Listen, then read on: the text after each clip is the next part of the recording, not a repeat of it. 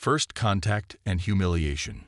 The sleek, silver spacecraft descended through Earth's atmosphere with an elegance that made humanity's most advanced shuttles look like children's toys.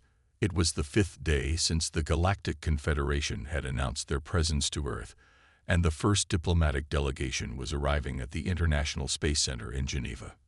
Admiral Elena Chen stood rigidly in her dress uniform, medals gleaming under the bright lights. At 45, she had spent her entire adult life in Earth's United Defense Force, rising through the ranks because of her tactical brilliance and unwavering composure. Today, however, maintaining that composure was proving difficult. "They're early," muttered General Williams beside her. "Of course they're early, probably just to throw us off balance." Elena nodded slightly but kept her expression neutral. The delegation of world leaders behind her shifted nervously as the alien craft touched down without making a sound. No visible propulsion system, no exhaust, just perfect, silent landing. The craft's side dissolved rather than opened, and 6 figures emerged. The aliens were tall, slender beings with iridescent skin that shifted colors like oil on water. Their eyes, 3 on each face, seemed to take in everything at once. "Welcome to Earth," said President Okafor, stepping forward with hands outstretched in the universal gesture of peace. "We are honored by your presence." The lead alien, who had introduced itself as High Emissary Zell-Toreth in previous communications, did not extend its limbs in return. Instead, it made a slight nodding motion. "The Galactic Confederation acknowledges Earth's greeting," it said, its voice resonating from somewhere within its chest cavity. The words were English but sounded perfectly practiced, too perfect. "We have come to evaluate your world's standing within the galactic community." What followed was a carefully choreographed tour of Earth's best technology centers, military installations, and scientific achievements. Admiral Chen was assigned to showcase Earth's premier space fleet at the orbital station, Alpha Base. As their shuttle approached the station, Elena felt a creeping sense of dread. The Confederation representatives had been polite but dismissive of everything they'd seen so far. She'd read the reports, their casual remarks about Earth's charming medical technology, their amused interest in quantum computing achievements that humans had celebrated as breakthroughs just months ago.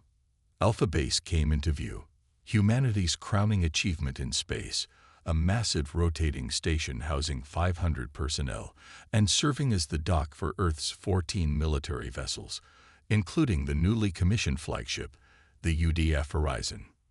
"This is Alpha Base," Elena explained, gesturing to the view. Construction was completed last year, representing a collaborative effort from 28 nations. Zell-Toreth nodded, the skin around its eyes shifting to a pale blue. Elena had learned this indicated mild interest at best. "And these are your military vessels?" asked another alien, introducing itself as scientific evaluator Mivran. "Yes, that is correct. The largest one is the UDF Horizon, our newest flagship." As the shuttle docked and the delegation moved through the station toward the observation deck, Elena noticed the aliens communicating among themselves in quick chirps and clicks their translators didn't convert. On the observation deck, scientific evaluator Mivran pulled out a small device that projected a holographic interface. It scanned the horizon floating outside the station's windows. "Interesting," it said, though its tone suggested the opposite.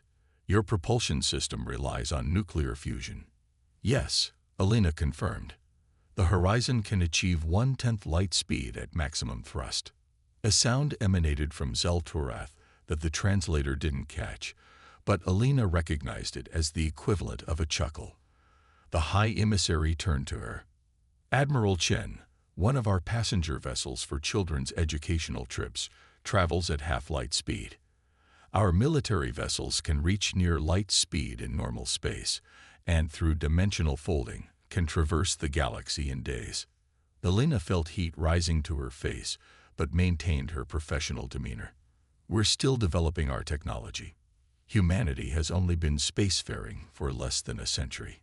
"Of course," said Zeltorath in a tone that might have been used to praise a child's crayon drawing. "We understand. Many species take millennia to develop significant space travel. Some never do."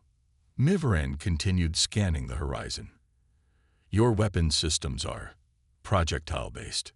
We utilize railgun technology for kinetic impacts and have recently developed high-energy laser systems," Elena explained. "Fascinating," Mivaran replied, the translator failing to convey what was clearly sarcasm. "The Confederation moved beyond such primitive approaches approximately 12,000 years ago." The humiliation continued as the aliens inspected every aspect of Earth's prized fleet. They commented on the quaint life support systems, the rudimentary shield technology, and the amusingly simple computer systems. By the time they returned to the shuttle, Elena's jaw was clenched so tightly it hurt. The final insult came as they prepared to return to Earth. "Your species shows potential, Admiral," said Zeltorath. "The Confederation has classified Earth as a Category 3 developing world. This entitles you to certain protections and trade opportunities, in exchange for resources, of course." "Resources?" Elena asked, her voice carefully controlled. "Yes. Your planet has significant quantities of rare minerals and biological diversity that would be valuable to the Confederation. In exchange for 40% of these resources, Earth will receive protected status and limited technological assistance." "And if we decline?" Elena asked before she could stop herself. The three eyes of the High Emissary all blinked in sequence. "Declining is not advisable. Unprotected developing worlds often fall prey to less ethical species. The Krovanax, for instance, have been known to strip mine entire planets. The Confederation's protection is valuable." The message was clear. Accept subjugation, or face something worse. 3 days later, Admiral Chen sat in a secure conference room beneath the Geneva complex. The world's leaders and top military officers were engaged in heated debate. "They're offering us crumbs from their table and expecting gratitude," shouted General Williams. "This protected status is just colonization with a pretty name." "What choice do we have?" countered the Chinese premier. "You saw their technology. One of their ships could likely destroy our entire fleet. So we just surrender?" Elena asked, speaking up for the first time. "Hand over nearly half our resources and become their client state." President Okafor raised her hands for silence. "We have no illusions about our technological disadvantage. However, Director Singh has something to present that may change our calculations." All eyes turned to Dr. Malik Singh, the head of the Global Advanced Physics Initiative. He was a small man with intense eyes and perpetual stubble who looked like he hadn't slept in days. "Thank you, Madam President," he said, activating the room's holographic display. "What I'm about to show you is classified under the Prometheus Protocol." The display showed what appeared to be a standard shield generator, but with a configuration no one in the room recognized. "For the past 8 years, my team has been working on a theoretical application of quantum field manipulation. We call it the quantum shield."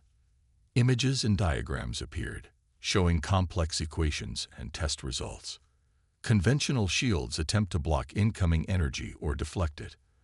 The quantum shield does something different. It absorbs energy and stores it in a hyperdimensional pocket, where it can then be redirected or utilized. General Williams scoffed. "And this helps us how? Their weapons would still overwhelm any shield we could build." Singh's eyes gleamed. "That's just it, General. The more energy directed at the quantum shield, the stronger it becomes. It's not just a defensive technology, it's potentially our greatest weapon." "You're suggesting we could use their own energy against them?" Elena asked, leaning forward. "Precisely, Admiral. The tests we've conducted suggest that the shield could absorb massive energy inputs and redirect them with devastating effect." "Is it ready?" asked President Okafor. Singh hesitated. "The theory is sound, but we've only tested small-scale prototypes. Scaling it up to protect a vessel the size of the Horizon would require resources and time." "How much time?" Elena asked. 6 months, minimum. And that's with unlimited resources. The room erupted in voices again. The Confederation had given Earth 2 weeks to respond to their offer. We need to stall them, Elena said firmly, standing up. Dr. Singh, if we give you everything you need, could you have a working prototype ready for one ship in 2 months? Singh considered this. It's possible, but risky. Very risky. It's our only chance, Elena replied. Madam President, I volunteer to lead this project and command the prototype vessel when it's ready. President Okafor looked around the room, then back at Elena. We'll need to buy time with the Confederation. We'll tell them we're considering their offer but need to conduct resource surveys to determine fair allocation. They may not believe that, warned the British Prime Minister. Then we need to provoke them into using more power, Elena said grimly. Tactical, prepare the conventional weapons. Target their smallest vessel and fire when ready. The Defiance still had a few conventional railguns that had been left in place. They weren't much compared to Confederation technology, but they might be enough to provoke a stronger response. Firing, announced the tactical officer. The railguns launched their projectiles at the smallest Confederation vessel. The hypervelocity rounds streaked across space, only to be effortlessly deflected by the alien ship shields. No damage to target, reported the tactical officer. They're responding, called the sensor officer. Multiple weapons locks from all vessels. Now they're taking us seriously, Elena said. Activate the quantum shield. Dr. Singh initiated the sequence, his fingers dancing across his console. Quantum fold initiating. Resonance pattern established. Shield at 20% capacity. Space around the Defiance lit up as dozens of Confederation energy weapons fired simultaneously. Beams of various colors converged on the Earth ship from all directions. Impact in 3 seconds, announced the tactical officer. Brace. Elena gripped her command chair. Hold steady, she told her crew. This is what we built her for. The energy beams reached the Defiance, and for a moment, it seemed like they might tear through the hull. Instead, something remarkable happened. Rather than striking the ship or being deflected, the beams curved and flowed around the vessel, absorbed into the invisible field surrounding it. The quantum shield began to glow with increasing brightness. Shield holding, Singh reported, wonder in his voice. Power levels rising, 40%, 50%, 60% capacity, and climbing. On the main screen, the Confederation ships could be seen adjusting positions, clearly confused by what their sensors were telling them. They're increasing weapon power, reported the tactical officer. Full-strength barrage incoming. This time, the Confederation ships fired with their main weapons, powerful enough to shatter planetary defenses. The energy struck the quantum shield, and again was absorbed. The field now glowed so brightly that the Defiance appeared to be surrounded by a miniature sun. Shield at 90% capacity, Singh warned. We can't absorb much more. Elena had prepared for this moment. Begin energy conversion sequence. Prepare for counterstrike. The weapons officer engaged systems that had never been used outside simulation. Conversion sequence initiated, standing by for target selection. Elena studied the tactical display. The Confederation ships maintained their standard formation, unchanged for centuries because it had never needed to adapt. Target their command ship, Elena decided. Full power. The officer nodded and made the adjustments. Ready. Elena opened the communication channel again. Supreme Executor Xel appeared on screen, now looking concerned rather than amused. What technology is this? The alien demanded. Identify its source immediately. It's human technology, Elena replied calmly. Something we developed because we had to. You should have left us alone. Before the Supreme Executor could respond, Elena gave the order. Release pulse. Full power. The brilliant energy surrounding the Defiance suddenly concentrated into a focused beam that shot toward the Confederation command ship. The beam wasn't like normal weapons fire. It moved in ways that defied conventional physics, shifting and curving as if alive. When it reached the massive alien vessel, it passed through their shields as if they weren't there. The beam struck with devastating precision, targeting power systems that the Defiance had identified from its scans. The lights on the Confederation command ship flickered and died. Its weapons went dark, and it began to drift. "Direct hit," reported the tactical officer, sounding surprised despite all their preparations. "Their main power grid is offline. Life support appears functional, but weapons and propulsion are disabled." The remaining Confederation ships adjusted their positions, clearly uncertain how to respond to this unprecedented threat. "Open channel to all Confederation vessels," Alina ordered. When the channel was ready, she spoke clearly. "This was a demonstration. We could have destroyed your command ship but chose not to. Return to your territory and inform your leaders that Earth is not available for colonization or resource extraction." The next 4 days were a blur of activity. The Horizon, once Earth's proudest warship, had been stripped down and rebuilt around the experimental quantum shield technology. Its weapons systems had been removed to make room for the massive energy storage systems needed to capture and redirect the absorbed power. On the 3rd day, disaster struck. As Singh and his team were finalizing the quantum resonance calibrations, a massive explosion rocked the aft section of the ship. 3 technicians were killed instantly, and the newly installed containment grid was severely damaged. Security forces apprehended a junior engineer trying to flee the scene. Under interrogation, he confessed to sabotage on behalf of a group called the Ascension, humans who believed that joining the Confederation was humanity's only path to advancement.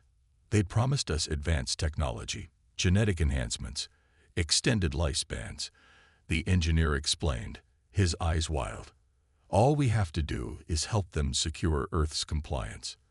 The damage delayed them another day, but Singh and his team worked around the clock to rebuild the containment grid. By the end of the 4th day, the system was operational again, though untested. "We need at least 2 more days for safety testing," Singh insisted as he and Alina inspected the repaired systems. "We don't have 2 days," Alina replied, checking her communication device. "The Confederation fleet has left Jupiter. They'll reach Earth orbit in approximately 18 hours. Singh paled. "The system isn't ready. We've implemented the resonance calibration, but we haven't been able to test it with actual Confederation energy signatures." "Then the first test will be in combat," Alina said with finality. "We're out of time, Malik." 12 hours later, Admiral Alina Chen stood on the bridge of the UDF Horizon, watching her crew prepare for what might be humanity's last stand. The ship had been rechristened Defiance for this mission, a name that reflected both their situation and their resolve. The crew was skeletal, just 50 personnel instead of the usual 300, all volunteers who understood the experimental nature of both the mission and the technology they were wielding. "Admiral," called the communications officer, "we're receiving a transmission from the approaching Confederation fleet." "On screen," Alina ordered. The main display flickered to life, showing not the familiar face of High Emissary Zeltorath, but a new alien figure. This one had darker skin patterns and elaborate markings around all 3 eyes. "I am Supreme Executor Xel of the Galactic Confederation," the alien announced. "Your extension period has expired. The Confederation requires your immediate acceptance of protectorate status and resource allocation agreements." Alina stepped forward, her uniform crisp and her posture perfect despite the exhaustion of the past weeks. "This is Admiral Alina Chen of Earth's United Defense Force. We are still considering your proposal and request additional time for proper assessment." The Supreme Executor's skin rippled with what Alina had learned was irritation. "No further extensions will be granted. Your species delaying tactics have been noted and are unacceptable. You will transmit your acceptance within 6 Earth hours, or we will demonstrate the consequences of defiance." The transmission cut off abruptly. "Well, that was direct," commented Dr. Singh, who stood at a specialized console monitoring the quantum shield systems. 6 hours, Elena said thoughtfully. That gives us just enough time to move the Defiance into position. She turned to the bridge crew. All hands to battle stations. We're launching now. The experimental ship detached from its docking clamps at Alpha Base and moved away from Earth, heading directly toward the approaching Confederation fleet. Initial scans showed 27 vessels of various sizes, with one massive command ship at the center, all of them dwarfing the Defiance. They're scanning us, reported the sensor officer. They've detected our approach. Another transmission came through. Supreme Executor Xel again. You send a single vessel. Is this meant to be your formal surrender? Elena met the alien's three-eyed gaze steadily. This is us giving you one chance to leave our system peacefully. For a moment, the Supreme Executor stared in apparent disbelief. Then, a sound that might have been laughter came through the transmission.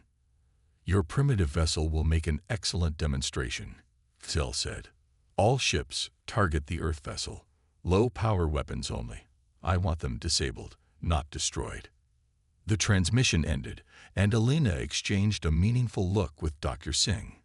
Low power, she repeated. That might be a problem. Singh nodded, understanding immediately. Our calculations assumed they would use full-power weapons. The resonance effect might not be strong enough to stabilize the field if they're holding back. They don't need to believe it, Elena said. They just need to wait. Their arrogance works in our favor. They think we have no choice but to accept. Dr. Singh pulled up another diagram. If we're doing this, we'll need to convert the Horizon immediately. It's our only vessel with sufficient power generation capacity. Admiral Chen nodded, a determined expression settling on her face. Then let's get started. They think we're primitive and helpless. Let's show them how dangerous a cornered species can be. As the meeting adjourned, Elena pulled Dr. Singh aside. Are you sure this can work, Malik? The physicist's eyes met hers. In theory, yes. But theories and reality often disagree. Well, Elena said with a grim smile, we're about to put your theory to the ultimate test. Part 2. The Secret Weapon. The primary coil is destabilizing again, shouted Dr. Singh over the alarm klaxons. Red warning lights bathed the Horizon's engine room in an apocalyptic glow. Admiral Chen watched from the observation platform as technicians scrambled to shut down the experimental quantum shield generator. 6 weeks had passed since Earth had requested a modest extension to consider the Confederation's offer. To everyone's surprise, High Emissary Xel Toreth had granted them 3 months, though with a condescending message about allowing developing species time to comprehend the benefits being offered. That arrogance had given Earth precious time, but it wasn't enough. The Quantum Shield project was facing one setback after another. What happened this time? Elena asked as Singh joined her on the platform, his face haggard. The quantum fold is collapsing under its own weight, he explained, running a hand through his disheveled hair. We can create the pocket dimension, but maintaining it requires exponentially more energy than we calculated. Elena studied the damaged equipment below. Can it be fixed? Yes, but we need to completely reconfigure the containment field. That's another week, at least. The Admiral closed her eyes briefly. We don't have a week, Malik. Our scouts report that a Confederation fleet has entered the solar system. They're currently holding position near Jupiter, but their presence makes our "we're still deciding" excuse much less believable. Singh's expression darkened. They're early. We still have 3 weeks according to their deadline. Apparently, they've decided to encourage our decision with a show of force. A technician approached them, tablet in hand. Dr. Singh, we've analyzed the collapse pattern. There's something you should see. Singh studied the data, his exhausted face suddenly lighting up. This is it. Elena, look at this energy signature. The Admiral examined the complex graphs and numbers, understanding little of what she saw. What am I looking at? The reason our containment field keeps collapsing, Singh said, excitement building in his voice. We've been trying to create a self-sustaining field, but what if instead we integrate the field with the energy signature of the weapons being used against it? You mean? Yes. The Confederation ships emit a specific energy pattern in their drive systems and weapons. We've been studying the scans we took during their visit. If we calibrate our quantum shield to resonate with their energy pattern, their own technology becomes the stabilizing element, Elena finished, beginning to understand. Singh nodded enthusiastically. Exactly. The more energy they direct at us, the more stable our shield becomes. It's brilliant. For the first time in weeks, Elena felt a flicker of hope. How quickly can you implement this change? 2 days for the calculations, another 3 for the hardware modifications. You have 4 days total, Elena said firmly. The Confederation fleet won't stay at Jupiter forever. As Singh hurried off to relay the new approach to his team, Elena's communication device chimed. It was General Williams. Chen, we've got a problem. 3 of our lunar observation posts have gone dark. No distress calls, just silence. Elena's spine stiffened. The Confederation. Unknown, but it's a reasonable assumption. And there's more. We've detected unauthorized transmissions from within Alpha Base. Someone's been sending encrypted data bursts toward the Confederation fleet. We have a spy, Elena said, her voice hardening. Or collaborators, Williams agreed grimly. There are always those who think submission is better than extinction. Increase security around the Horizon Project immediately, Elena ordered. No one gets in or out without triple verification. And General, we need to accelerate our timeline. I want the Horizon ready for deployment in 4 days. 4 days? That's impossible. Make it possible, Elena interrupted. If the Confederation discovers what we're building, they'll strike immediately. We need to be ready. For several tense moments, there was no response. Then one of the Confederation captains appeared on screen. This is not over, human, the captain said, voice translated with unmistakable fury. The Confederation does not forget or forgive acts of rebellion. Neither do we, Elena replied. Remember that. The battle and aftermath. The Confederation fleet withdrew to a safe distance, gathering around their disabled command ship. Hours passed as they appeared to be conducting repairs and presumably devising a new strategy. Aboard the Defiance, the atmosphere was tense but hopeful. They had survived the first encounter, proving the quantum shield concept worked. But Dr. Singh's expression remained troubled as he studied the shield diagnostics. What's wrong? Elena asked, joining him at his station during the lull in combat. The shield's quantum resonance is fluctuating, he explained, pointing to a graph showing increasingly erratic patterns. The conversion process drained it significantly, and it's not recharging as quickly as it should. Can you stabilize it? Singh sighed. I'm trying, but we're working with theoretical technology here. The shield was never properly tested. I'm concerned that another full power discharge might collapse the quantum fold entirely. Elena considered this news grimly. How much power can we safely discharge? Maybe 30% of what we used before. Any more risks catastrophic failure.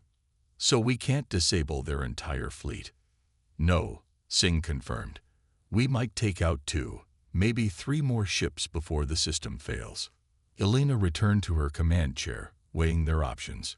We need to make those shots count then. Tactical. Analyze the Confederation fleet. I want to know which vessels are their key command and control ships. Admiral, interrupted the communications officer, we're receiving a transmission from Earth. It's General Williams. The general's face appeared on a secondary screen. Chen, what's your status? The weapon works, Elena replied, but with limitations. We've disabled their command ship, but Singh says we can only safely use the main discharge a few more times before the system becomes unstable. Williams nodded. That matches what our analysts predicted. Listen carefully. We've been monitoring Confederation communications. They're calling in reinforcements. A much larger fleet is being assembled. Estimated arrival in 12 hours. Elena felt a chill run down her spine. How many ships? At least 50, possibly more. The bridge fell silent as the implications sank in. Even with a fully functional quantum shield, they couldn't hope to defeat that many ships. What about our other vessels? Elena asked. The Atlas and the Prometheus were being retrofitted with the shield technology. They're not ready, Williams said, shaking his head. The Atlas's shield is only at 40% completion, and the Prometheus had a catastrophic power surge during testing. You're our only operational ship with the technology. Elena looked around at her crew, all of whom were listening intently. Their faces showed determination despite the dire news. Then we need to make our stand now, with the ships already here, she decided. If we can inflict enough damage, create enough uncertainty about our capabilities, maybe they'll reconsider whether Earth is worth the cost. It's a long shot, Williams warned. Long shots are all we have right now, General. Defiance out. As the transmission ended, the sensor officer called out, Admiral, the Confederation fleet is moving. They're forming an attack formation. On the main view screen, the Confederation vessels were arranging themselves in a spherical pattern, clearly intending to surround the Defiance and attack from all sides simultaneously. They're adapting, Elena noted. They won't underestimate us again. Admiral, Dr. Singh called from his station. I've been analyzing their attack pattern. There's something we might try, but it's extremely risky. Elena joined him at his console.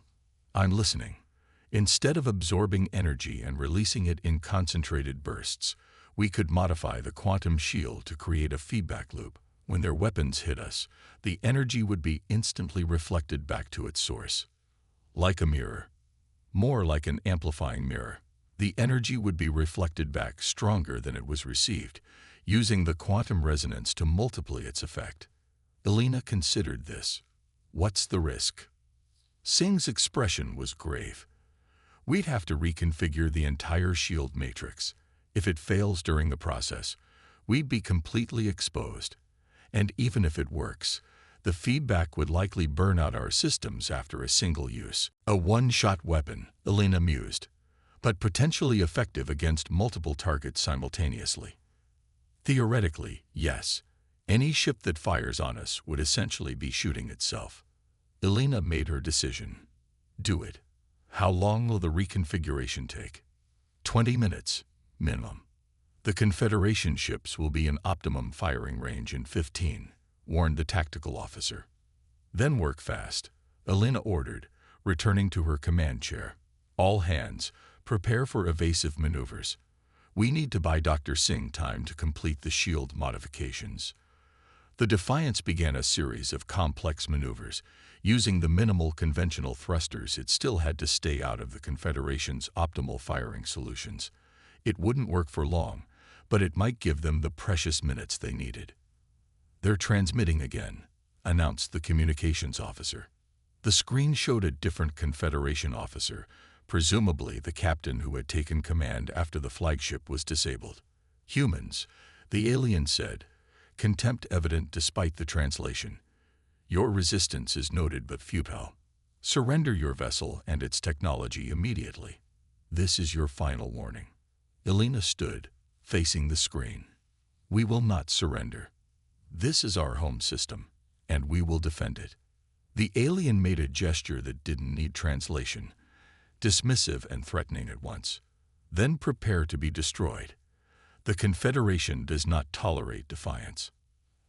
As the transmission ended, the tactical display showed all remaining Confederation vessels moving into final attack positions. 15 Confederation ships now in weapons range, reported the tactical officer.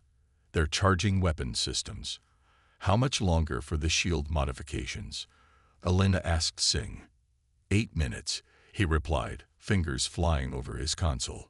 We need to route more power to the quantum stabilizers. Divert power from life support if necessary, Elena ordered. We won't need it if this doesn't work. The first salvo from the Confederation ships came seconds later, a coordinated barrage designed to overwhelm any defense. With the quantum shield in mid-reconfiguration, the Defiance had only its conventional shields, which would barely slow down the alien weapons. Brace for impact, Elena shouted as the energy beams converged. The ship shuddered violently as some of the beams penetrated the conventional shields, scoring direct hits on the hull. Alarms wailed, and emergency lights flashed as systems went offline. "Hull breach on Deck 4, reported the damage control officer. "Emergency bulkheads holding." Casualties reported in engineering section. Elena gripped her chair as another impact rocked the ship. "Engineering status. Main power down to 70%, came the reply. "Auxiliary systems engaging." Dr. Singh, the physicist, was working frantically, rerouting systems as panels sparked around him. "The quantum matrix is destabilizing. I need to compensate for the power fluctuations." Another hit rocked the ship, throwing crew members from their stations. 5 minutes to complete reconfiguration, Singh called out. "But we need to stabilize power flow first." Elena made a quick decision. "Tactical, fire all remaining conventional weapons. Target random Confederation vessels. We just need to distract them briefly." The Defiance's railguns fired, sending hypervelocity rounds toward the alien ships. As expected, they did no damage, but the aggressive move caused the Confederation fleet to adjust their formation slightly. "Engineering," Elena called. "Divert all remaining power from non-essential systems to Dr. Singh's station. That includes life support, artificial gravity, everything except minimum maneuvering thrusters." The lights dimmed across the bridge as power was redirected. In some sections of the ship, gravity failed, causing unsecured objects to float. The temperature began to drop as life support systems powered down. "Power stabilizing," Singh reported. "Reconfiguration continuing. 3 minutes." The Confederation ships were repositioning for another coordinated attack. Their first salvo had been conservative, but scans showed they were now charging weapons to full power. "They're not taking any chances this time," the tactical officer warned. "Next barrage will be at maximum power." "Good," Elena said, surprising her crew. "The more power they use, the better our feedback weapon will work, assuming we survive the initial hit." 2 tense minutes passed as the Defiance drifted, appearing severely damaged. The Confederation ships moved in for the kill, surrounding the Earth vessel in a perfect firing position. 1 minute to reconfiguration completion, Singh reported. "The quantum field is aligning with their weapon frequencies." "All hands, secure yourselves," Elena ordered. "This will be rough." The Confederation fired as one. 26 ships unleashing their full firepower on the apparently crippled Earth vessel. The energy beams converged from all directions, a killing blow designed to obliterate the Defiance entirely. At the last possible second, Singh shouted, "Feedback shield activated." The quantum shield flickered into existence around the Defiance, but unlike before, it didn't absorb the incoming energy. Instead, it bent it, twisted it, and sent it hurtling back toward its sources, multiplied. The effect was immediate and devastating, as each beam was reflected back to